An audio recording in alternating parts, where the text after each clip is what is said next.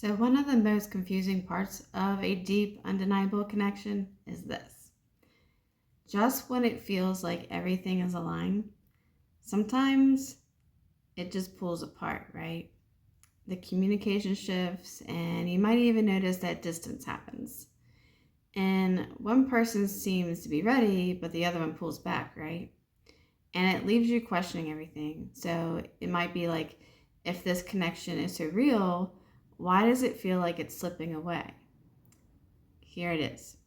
Most people interpret this as like rejection, right? And they think if this is were meant to be, it would be easy, right? But that belief comes from a surface level understanding of a soulmate love, right? And because the truth is, connections like this don't fall apart because they're weak.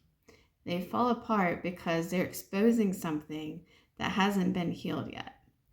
So, when two people come together with a deep bond, it amplifies everything and your strengths, but also your fears.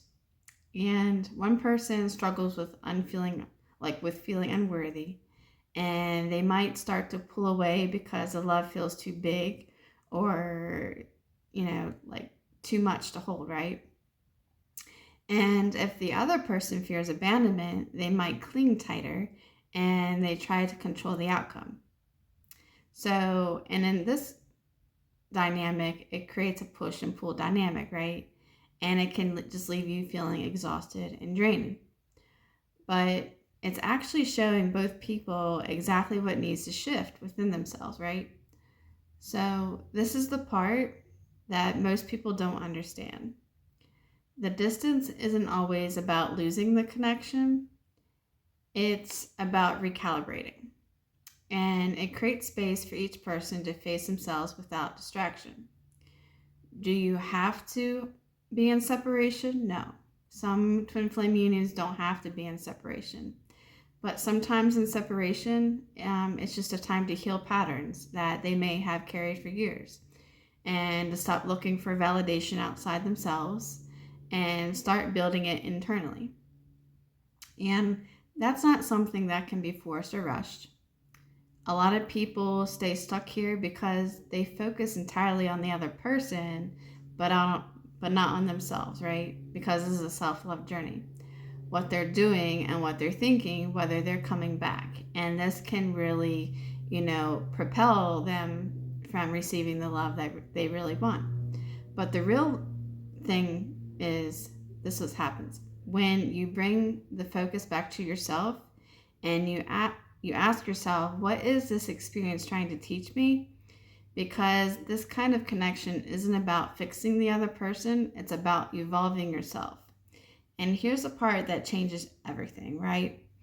When you truly begin to grow, you choose to heal and you stand in your own sense of worth, right? And you see yourself as a child of God, right? And you choose to really value yourself and honor yourself and give yourself the love that you really need. That's when the dynamic really starts to shift.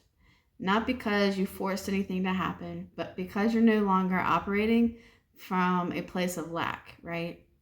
And you're no longer chasing or fearing or doubting in the same way that love will leave you, or you have to seek love outside yourself.